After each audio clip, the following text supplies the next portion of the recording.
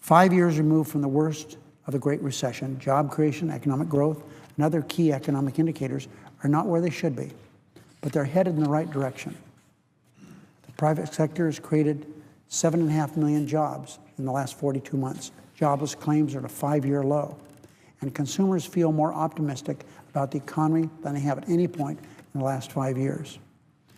A government shutdown would reverse these trends and stunt future economic growth, and it would panic consumers and financial institutions, and it would cost the economy more than $30 billion for every week the government remains shuttered.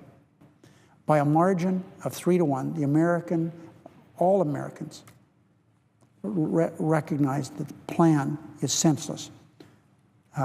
Some feel more strongly than others. It's a senseless plan to hold the government hostage to defund Obamacare. There's only one escape hatch that will fully help those trapped by this law, and that's full repeal. And that's why I'm supporting the House-passed CR. Not only does it defund this terrible law, it doesn't increase government spending by a penny, and it keeps the government from shutting down, which nobody wants. And it does something else, and this is really important. It puts the focus right where it belongs on the Democrats who voted for and continue to support Obamacare. 4 years ago, every Democrat voted for this bill and had the excuse that they didn't know how it would turn out. Well, they don't have that excuse now. I think we deserve to know where they stand now.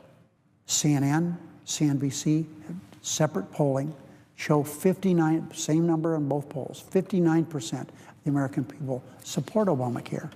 And even a larger number of people think the government shutdown is the worst idea that ever came along. As one Republican senator said, the dumbest idea you've ever heard.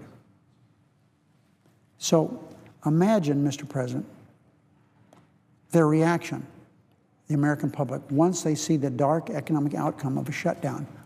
I've told you how they feel, but they can see in their mind's eye they're losing their jobs, their families losing jobs, and unquestionable economic downturn.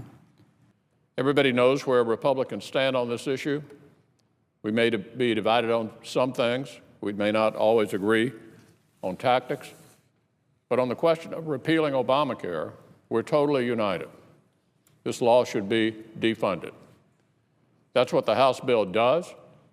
That's why I plan to support it. But if we're going to repeal Obamacare, we're going to need some Democratic votes to do it. That's the only plan I've seen in this debate that will actually get us to our common goal of undoing the law.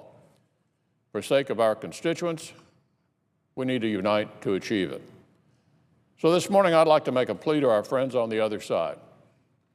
Join us in taking it off the books and replacing it with the kind of common sense, step-by-step reforms that lower costs and that Americans will actually embrace.